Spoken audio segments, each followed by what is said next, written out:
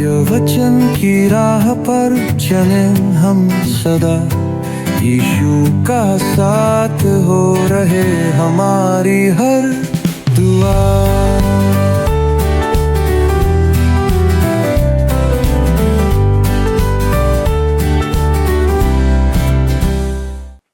प्रिय दर्शकों, आप सभी को नमस्कार। एक बार पुनः सत्यवचन बाइबल अध्ययन में आपका स्वागत है, जो आपकी आत्मिक उन्नति के लिए प्रसारित किया जाता है। पिछले अध्ययन में हमने गयुस के चरित्र और उसकी सेवा के विषय में सीखा था, जो सभी सेवकों को परखता भी था और उनका अतिथि सत्कार भी करता था, जिससे भ्रमणकारी सेवकों को पहुनाई प्राप्त होती थी। आज हम यूहन्ना की तीसरी पत्री के 9 और 10 पद पर मनन करते हुए दियुत्रिफेस के चरित्र पर ध्यान देंगे, जो उनमें मसीह की शिक्षा के विपरीत काम कर रहा था। ऐसे लोग हमारी कलीसिया के लिए खतरनाक होते हैं, जो दूसरों को भी विश्वास से भटका देते हैं। तो चलिए मित्रों, हम अपने अध्ययन में आगे बढ़ते हैं और वचन का अध्ययन आरंभ करते हैं। प्रिय मित्रों, आप सभी को जय मसीह की। मुझे आशा है कि आप इन अध्ययनों के द्वारा परमेश्वर के वचन में हमारे साथ निरंतर बढ़ रहे हैं और आज भी आप अपनी कॉपी और पेन लेकर अध्ययन के लिए तैयार बैठे हैं। आपको याद होगा मित्रों कि हम यूहन्ना की तीसरी पत्री पर मनन कर रहे हैं और पिछले अध्ययन में हमने गयुस के चरित्र और उसकी सेवा के विषय में सीखा था कि किस प्रकार गयुस प्रेम और सत्य में चलता रहा तथा वह सभी सेवकों को परखता भी था और उनका अतिथि सत्कार भी करता था, जिससे भ्रमणकारी सेवकों को पहुनाई प्राप्त होती थी। अब हम आगे बढ़ते हुए एक दूसरे चरित्र पर आते हैं, जो इस पत्री का प्रमुख पात्र है और उसका नाम है दियुत्रिफेस। मित्रों, दियुत्रिफेस का चरित्र इस पत्री में एक तानाशाह के रूप में प्रदर्शित होता है। तो आइए हम आगे बढ़ते हुए यूहन्ना की तीसरी पत्री के 9वें पद को देखते हैं, जिसका शीर्षक है दियुत्रिफेस एक तानाशाह। यहाँ पर गयुस आरंभिक कलीसिया का एक सर्वोत्तम विश्वासी और चुनिंदा संतों में से एक था। आप अपेक्षा कर सकते हैं कि आरंभिक कलीसिया के सभी विश्वासी ऐसे ही होते हैं, पर बड़े खेद के साथ मैं आपको कहना चाहता हूं कि सभी वैसे नहीं थे। हम इस पत्री के दूसरे चरित्र पर आते हैं, जिसका नाम है दियुत्रिफेस, और देखते हैं कि यूहन्ना उसके बारे में क्या कहता है। आइए हम पढ़ते हैं यूहन्ना की तीसरी पत्री का 9वां पद। लिखा है, मैंने कलीसिया को कुछ लिखा था, पर दियुत्रिफेस जो उनमें बड़ा बनना चाहता है हमें ग्रहण नहीं करता। अब ध्यान दीजिए मित्रों कि जिस प्रकार मूसा ने पुराने नियम का पंच ग्रंथ लिखा है, उसी प्रकार यूहन्ना ने नए नियम का पंच ग्रंथ लिखा है। यूहन्ना ने एक सुसमाचार, एक प्रकाशित वाक्य और 3 पत्रियां, इस प्रकार सब मिलाकर 5 पुस्तकें होती हैं, जो मिलकर एक पंच ग्रंथ या पेंटॉक बन जाता है। यदि यह सच है कि यूहन्ना ने अपनी पत्रियां प्रकाशित वाक्य की पुस्तक के बाद लिखी हैं, तो उसकी यह तीसरी पत्री उसकी अंतिम कृति या गीत है, जो यहाँ पर वो लिखता है। यह पत्री प्रथम शताब्दी के अंत समय में लिखी गई थी और इस समय तक बहुत से सच्चे विश्वासी वचन की सच्चाई और कलीसिया में जोड़े जा चुके थे। हम सोच सकते हैं कि उनका व्यवहार कैसा रहा होगा। क्या वे सभी सद्गुणों में आदर्श विश्वासी थे? क्या वे सभी परमेश्वर के लिए उत्तम व्यक्ति थे? क्या वे सभी मसीह के योग्य अनुयायी थे? निश्चित रूप से कुछ गयुस के समान थे, जो परमेश्वर के सच्चे अनुयायी, विश्वास में साहसी, उत्कृष्ट मनुष्य, जो परमेश्वर के लिए सभी बातों में खड़े रहते थे, ऐसे थे। साथ ही उनमें कुछ मनुष्य दियुत्रिफेस के समान भी थे। दियुत्रिफेस गयुस से बहुत ही अलग किस्म का या व्यक्तित्व का व्यक्ति था। दियुत्रिफेस की विशेषता यह थी कि उसे श्रेष्ठ होना, बड़ा बनना पसंद था, सबके ऊपर रहना चाहता था। गयुस का चरित्र प्रेममय था, पर दियुत्रिफेस एक तानाशाह था। हमें बताया गया है कि वह प्रेरित यूहन्ना का भी विरोध करता था। यूहन्ना ने इस कलीसिया को पत्र लिखा था कि वे कुछ लोगों को ग्रहण करें, जिनमें सुसमाचार का एक अद्भुत प्रचारक और परमेश्वर का एक अज्ञात संत दिमेत्रियुस भी था। पर दियुत्रिफेस ने दिमेत्रियुस को ग्रहण नहीं किया, जैसा मैंने आपको पहले बताया था कि आरंभिक कलीसिया के विश्वासी लोगों की पहुनाई करते थे। पतरस इस बात को पहला पतरस 4:9 में भी लिखता है। कहता है, बिना कुड़कुड़ाए एक दूसरे का अतिथि सत्कार करो। पौलुस भी पहला तीमुथियुस 5 अध्याय के 9 और 10 पद में, रोमियो 12 अध्याय के 13 पद में और तीतुस 1 अध्याय के 8 पद में आप इस विषय पर उसकी चर्चा या उसकी बातों को पढ़ें। हमें यह ज्ञात नहीं है कि दियुत्रिफेस कलीसिया में प्रचारक, शिक्षक या सामान्य सदस्य था, पर उसने उनमें से किसी भी मनुष्य के लिए अपने घर के द्वार नहीं खोले थे जिनकी अनुशंसा यूहन्ना ने किया था। ये बात यहाँ पर स्पष्ट रूप से प्रकट होती है। उसका कारण है कि वह स्वयं ही सर्वश्रेष्ठ रहना पसंद करता था। उसका आदर्श वाक्य था, शासन करो या नष्ट कर दो। वह परिणाम की चिंता किए बिना अपनी ही इच्छा पूरी करना चाहता था। पद 8 में जैसा हमने पढ़ा है, यूहन्ना उससे आग्रह करता है, इसलिए ऐसों का स्वागत करना चाहिए जिससे हम भी सत्य के पक्ष में उनके सहकर्मी हों। दोस्तों, क्या मैं आपसे यह कह सकता हूं कि परमेश्वर के संतानों के लिए यह बाध्यता है, कंपलसरी है कि वे उन लोगों का सहयोग करें जो परमेश्वर के वचन की सेवा कर रहे हैं। यदि आपके यहाँ कोई प्रचारक है जो ऐसा कर रहा है तो आपको उसका सहयोग करना चाहिए। आरंभिक कलीसिया में यही प्रथा थी। दियुत्रिफेस एक ऐसा मनुष्य था जो दिखावा पसंद करता था और स्वयं दिखावा भी करता था। वह घमंडी और अत्यधिक अभिमानी मनुष्य था। वह एक गुब्बारे की तरह फूला हुआ था। वह एक ऐसा व्यक्ति था जो चाहता था कि उसका स्वागत आप तुरही बजाकर करें। यह है दियुत्रिफेस की पहचान। अब यहाँ पर हम देखते हैं कि यूहन्ना दियुत्रिफेस के ऊपर 5 आरोप लगाता है। ध्यान से सुनिएगा। पहला, वह कलीसिया में सदा अग्रणी स्थान चाहता था, आगे रहना चाहता था। दूसरा, उसने वास्तव में यूहन्ना का भी मान नहीं रखा था, उसकी बातों का मान नहीं रखा था। तीसरा, उसने प्रेरितों के खिलाफ भद्दे बयान दिए थे। चौथा, उसने भ्रमणकारी सेवकों अर्थात घूम घूम कर प्रचार करने वालों की पहुनाई करने से इनकार किया। कारण यह है कि वह स्वयं ही प्रचार करना और शिक्षा देना चाहता था। और पांचवी बात, उसने उन लोगों को समूह से बाहर निकाल दिया जो सेवकों की पहुनाई कर रहे थे। दूसरे शब्दों में, दियुत्रिफेस कलीसिया का पहला उच्च स्तर का शासक बनना चाहता था। उन पर धिक्कार है दोस्तों, जो उसका विरोध करने का प्रयास करते हैं। यदि वह एक सामान्य सदस्य होता तो मुझे वास्तव में उसके पास्टर पर दया आती। मैं तो सोच सकता हूँ कि वह तो अपने पास्टर को भी अपने अंगूठे के नीचे रखता रहा होगा। वह स्वयं अध्यक्ष बनना चाहता था। वह चाहता था कि लोग बस उसी की सुनते रहें। मित्रों, दियुत्रिफेस एक ऐसा मनुष्य था जो सिर्फ अपने बारे में सोचता था। वह स्वयं को छोटा बनाने के बजाय ऊंचा उठाने का काम करता था। मुझे पूरा विश्वास है कि वह स्वयं के बदलाव के लिए पवित्र आत्मा के स्थान पर स्वनिर्मित व्यक्ति होने का दावा करता रहा होगा। वह आत्मनिर्भर था और शायद वह आत्म प्रशंसा का भी दोषी था। मेरा मानना है कि वह स्वयं की इच्छा चलाने वाला, आत्मसंतोषी, आत्मनिर्भर मनुष्य था और उसे लगता था कि सारी शिक्षा और प्रचार का काम वह स्वयं ही कर सकता है और उसे किसी अन्य सहयोगी की आवश्यकता नहीं है। इसलिए वह किसी अन्य सेवक को आकर सेवा करने, वचन प्रचार करने देना नहीं चाहता था। जब मैं यह सब कह रहा हूँ तो मुझे अनुमान होता है कि आप इस मनुष्य को पहचान सकते हैं। आज अनेक कलीसियाओं में दियुत्रिफेस के समान मनुष्य पाए जाते हैं जो कलीसिया को अपने तरीके से संचालित करना चाहते हैं। मैं किसी कलीसिया का पास्टर नहीं हूँ, पर मैं स्पष्ट रीति से कह सकता हूँ कि मैं क्या सोचता हूँ और क्या सच्चाई है।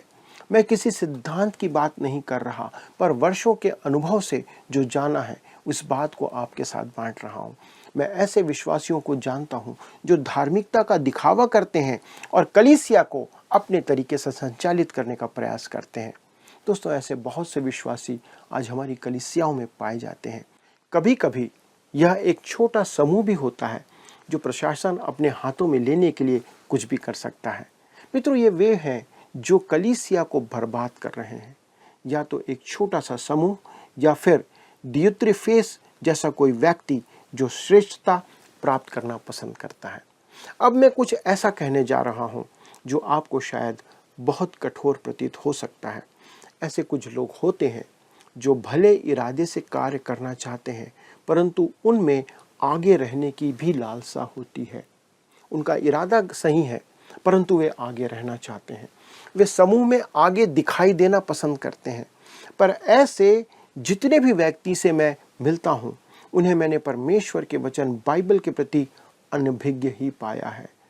वे परमेश्वर के वचन के बारे में बहुत कम ज्ञान रखते हैं, लेकिन उन्हें चर्च के बारे में बातें करना बहुत अच्छा लगता है।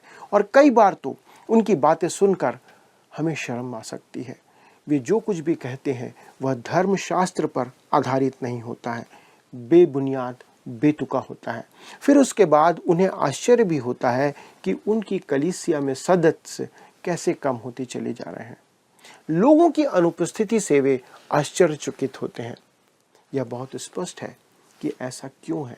ऐसे बहुत से लोग हैं जिन्हें चर्च में शांत रहना चाहिए। स्मरण रखें कि पौलुस प्रेरित पहला थिस्सलुनीकियों 4 अध्याय के 11 पद में क्या कहता है, जैसी हमने तुम्हें आज्ञा दी है वैसे ही चुपचाप रहने और अपना अपना काम काज करने और अपने अपने हाथों से कमाने का प्रयत्न करो। कलीसिया में जवान विश्वासियों को बोलना सिखाने के बदले हमें उन्हें चुप रहना सिखाना चाहिए, क्योंकि हमारे बीच में बहुत से वृद्धजन हैं जो बहुत अधिक बोलने का काम भी करते हैं। मेरे मित्रों, जब तक हमारे पास कहने को कुछ ना हो, हमें कलीसिया में बोलना नहीं चाहिए। अर्थात जब तक हमारे पास बताने को या परमेश्वर के वचन की ओर से या परमेश्वर की ओर से कुछ ना हो, हमें चुप रहना चाहिए। बहुत से विश्वासी कलीसियाई कार्य में आगे रहना चाहते हैं। उनमें केवल श्रीमान डियोत्रिफेस ही नहीं थे, पर उनमें श्रीमती डियोत्रिफेस भी शामिल होती हैं। क्या मैं आपसे कह सकता हूं कि कुछ लोगों को चर्च में एकल गीत भी नहीं गाना चाहिए, क्योंकि वे परमेश्वर की महिमा के लिए नहीं परंतु स्वयं के महिमान्वयन के लिए ऐसा करते हैं, जो सिर्फ आराधना को बाधित करता है।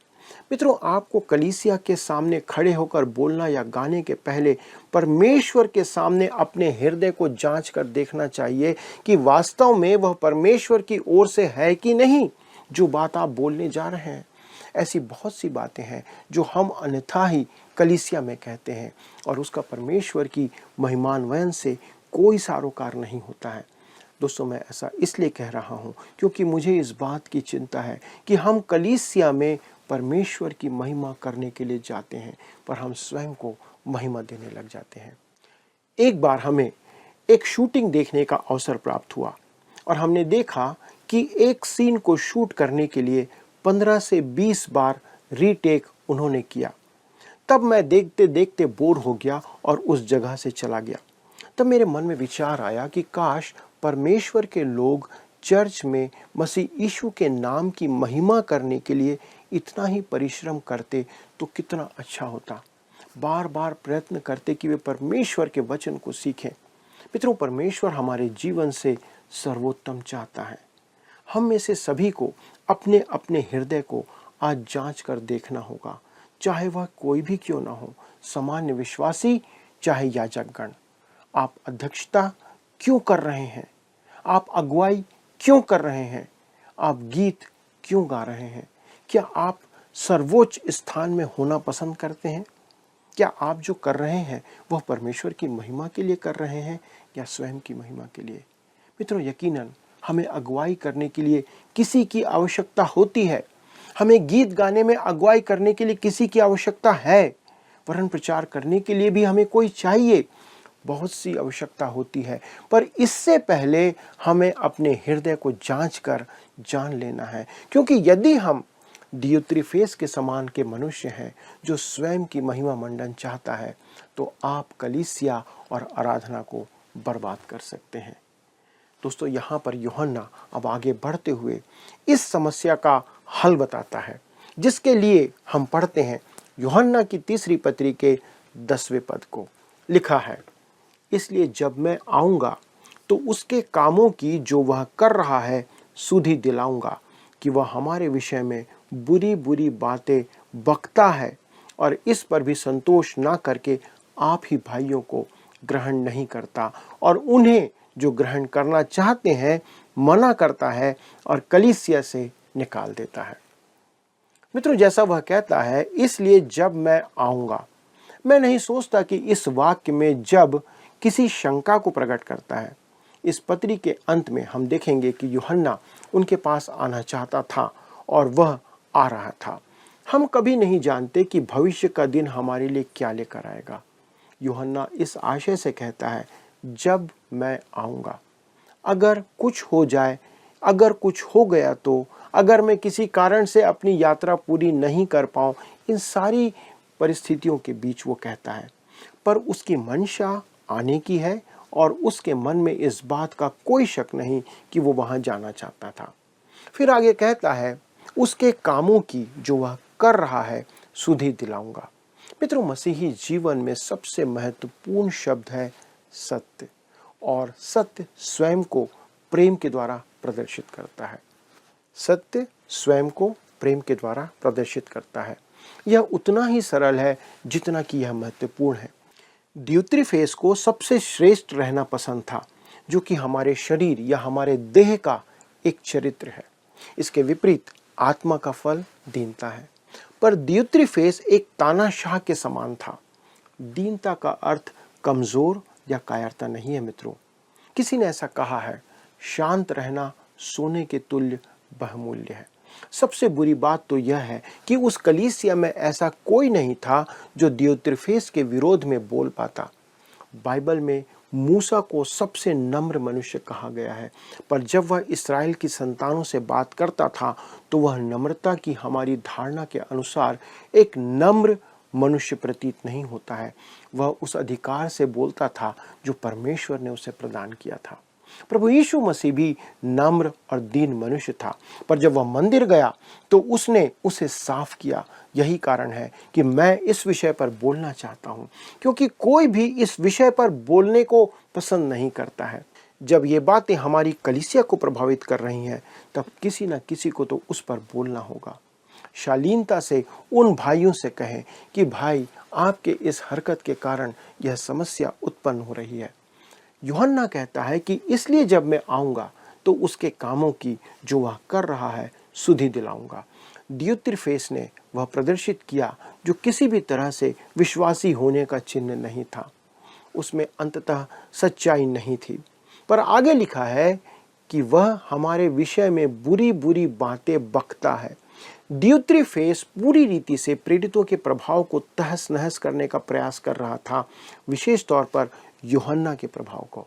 इसलिए यूहन्ना कहता है, जब मैं वहां आऊंगा तब मैं उससे बात करूंगा, मैं उसके विरोध में बोलूंगा, मैं यह प्रकट करूंगा कि यह व्यक्ति अभद्र शब्दों का उपयोग कर रहा है। दोस्तों, एक बार एक व्यक्ति ने डॉक्टर मैगी को फोन किया, जो कुछ समय पूर्व उनकी कलीसिया का सदस्य था। उसने रोते हुए डॉक्टर मैगी से कहा, कृपया आप मुझे माफ कर दें उन बातों के लिए जो मैंने आपके विरुद्ध कही थी। दोस्तों, उसने यहाँ तक कह दिया था कि डॉक्टर मैगी ने चर्च को कर्जे की स्थिति में लाकर खड़ा कर दिया है, जबकि यह बात सही नहीं थी। तब डॉक्टर मैगी ने उससे कहा, आपको मुझसे क्षमा मांगने की आवश्यकता नहीं है, पर आप परमेश्वर से क्षमा याचना करें। तब उसने उत्तर दिया कि उसने परमेश्वर से क्षमा मांग ली है। तब डॉक्टर मैगी ने उससे कहा कि अब अच्छा होगा कि आप स्वयं उस झूठी रिपोर्ट का खंडन करके सही बात लोगों के समक्ष प्रकट करें। वह उस कलीसिया में दियुत्रिफेस के समान था, जिसे कलीसिया में सबसे आगे रहना अच्छा लगता था। समय के साथ उसका जीवन बदल गया और अब वह एक भला मनुष्य है, पर एक समय वह दियुत्रिफेस ही था। यूहन्ना कहता है कि मैं आकर दियुत्रिफेस को सुधि दिलाऊंगा कि वह हमारे विषय में बुरी बुरी बातें बकता है। तब आगे क्या कहता है यूहन्ना, और इस पर भी संतोष ना करके आप ही भाइयों को ग्रहण नहीं करता और उन्हें जो ग्रहण करना चाहते हैं मना करता है और कलीसिया से निकाल देता है। दोस्तों, इस मनुष्य के बारे में आप कल्पना कर सकते हैं कि कल्पना करके देख सकते हैं कि वो कैसा मनुष्य था। वह उन लोगों को कलीसिया से निकाल देता था जिन्हें यूहन्ना वहां भेजा करता था। यहाँ कितनी भयानक तस्वीर कलीसिया की तस्वीर प्रदर्शित की गई है। यदि आप किसी कलीसिया को तोड़ना चाहते हैं तो बस ऐसे किसी मनुष्य या समूह को आप स्थान दे दें और आप देखेंगे कि कलीसिया बिखर जाएगी। दोस्तों, दुख की बात तो यह है कि आज कलीसिया और मसीही समुदाय में ऐसे बहुत से मनुष्य और समूह पाए जाते हैं। आप चाहे तो यूहन्ना को प्रेम का प्रेरित कह सकते हैं, पर प्रभु यीशु मसीह ने उसे गर्जन की संतान कहा था। मेरे विचार में जब यूहन्ना उस कलीसिया में आया होगा तब बहुत भूकंप आया होगा, क्योंकि उसने कहा था कि वह दियुत्रिफेस से निपटने जा रहा है। आज कलीसियाओं में यह बहुत बुरी बात है कि हम दियुत्रिफेस जैसे लोगों से निपट नहीं रहे हैं, इस भय से कि वे कहीं कलीसिया को तोड़ ना दें। मित्रों, आज हम सभी की यह जिम्मेदारी है कि हम अपनी स्थानीय कलीसिया में इन बातों का ध्यान रखें और परमेश्वर की आराधना को वचन के अनुसार संचालित करें, ना कि किसी मनुष्य की अपेक्षा के आधार पर। कलीसिया में महिमा केवल परमेश्वर को दी जानी चाहिए। यही आराधना का और हमारे जीवन का लक्ष्य बना रहे। आइए दोस्तों, हम सारी महिमा, सारा आदर केवल परमेश्वर को दें। आइए प्रार्थना करें। हमारे स्वर्गीय पिता, प्रभु, हम धन्यवाद देते हैं इस कलीसिया के लिए, जिस कलीसिया में आपने हमें रखा है, जिस कलीसिया को आपने तैयार किया है। पिता परमेश्वर, इस कलीसिया का केवल एक लक्ष्य हो कि प्रभु आपका वचन का अध्ययन किया जाए, आपके वचन से सीखा जाए और सिर्फ आपको महिमा दी जाए। पिता, आज कलीसियाओं के अंदर अनेक ऐसे स्थान हैं जहाँ पर लोग महिमा मनुष्यों को दे रहे हैं। बहुत से ऐसे अगुवे हैं जो स्वयं अपनी महिमा चाह रहे हैं। पिता परमेश्वर, ये कलीसिया इसलिए है कि महिमा आपको दी जाए। प्रभु जी, हम कई बार गलतियां करते हैं, हमारी कलीसियाओं में हमसे गलतियां होती हैं। प्रभु, हमें क्षमा करें और हमें ऐसी बुद्धि और समझ दें कि हम ऐसे समयों में कलीसिया के अंदर केवल आदर और महिमा आपको दें पिता, क्योंकि आप ही आदर और महिमा के योग्य हैं। प्रभु, वो सर्वोच्च स्थान केवल आपका है। धन्यवाद देते हैं प्रभु इस वचन को हमें देने के लिए और इसके द्वारा हमें समझाने के लिए कि हम दियुत्रिफेस के समान चरित्र ना रखें, परंतु पिता परमेश्वर, हम ऐसा चरित्र रखें जो सिर्फ आपको महिमा देना चाहता है, कलीसिया के उत्थान और उन्नति के लिए कार्य करता हो। धन्यवाद देते हैं प्रार्थना सुनने के लिए और विनती प्रभु यीशु क्रिस्त के नाम से मांगते हैं, आमीन। प्रिय मित्रों, यदि इस संदर्भ में आज के अध्ययन के आधार पर आपके पास कोई प्रश्न है तो कृपया हमसे संपर्क करें। अगले प्रसारण तक परमेश्वर का अनुग्रह, उसकी उपस्थिति आपके जीवन में बनी रहे और आप केवल और केवल परमेश्वर को महिमा देते रहें। प्रभु आपको आशीष दे। आइए अब हम प्रश्नों को देखें। पिछले प्रश्न का उत्तर है डी, इफिसियों। यूहन्ना इफिसियों की कलीसिया का पासबान था। आज के अध्ययन पर आधारित प्रश्न है, हम किस प्रेरित को नए नियम के पंच ग्रंथ का लेखक कह सकते हैं? ए, यूहन्ना, बी, पौलुस, सी, लूका, डी, पतरस। मित्रों, इस प्रश्न का उत्तर हमें कल सुबह 6 बजे से पहले विकल्प ए, बी, सी या डी के साथ अपना नाम, पता, स्थान के साथ 9651433397 पर SMS या WhatsApp करें। प्रिय मित्रों, आपने देखा कि दियुत्रिफेस को एक तानाशाह की पदवी दी गई थी और जो अपनी मनमानी करता था और उसके कारण दूसरे विश्वासी भी प्रभावित हो रहे थे। उस पर लगाए गए 5 आरोपों को भी हमने देखा, जो आज भी हमारी कलीसिया में बहुत से सदस्यों में पाए जाते हैं। आज कलीसिया को ऐसों से भी खतरा है। आइए हम प्रतिज्ञा करें कि स्वयं को इन बातों से बचाए रखेंगे और परमेश्वर की महिमा के लिए उसके वचन अनुसार ही जीवन व्यतीत करेंगे। अगले प्रसारण में आपकी उपस्थिति की कामना करते हुए आज के लिए आपसे विदा लेते हैं। लेकिन अगर आप इस प्रसारण को पुनः देखना चाहें तो YouTube पर जाकर हमारे चैनल वर्ड साउंड्स टुडे पर भी देख सकते हैं। आपका दिन शुभ हो। परमेश्वर की आशीष आप पर बनी रहे। क्या आपको यह कार्यक्रम पसंद आया? अभी हमें एक मिस कॉल करें और आप अगले विजेता हो सकते हैं।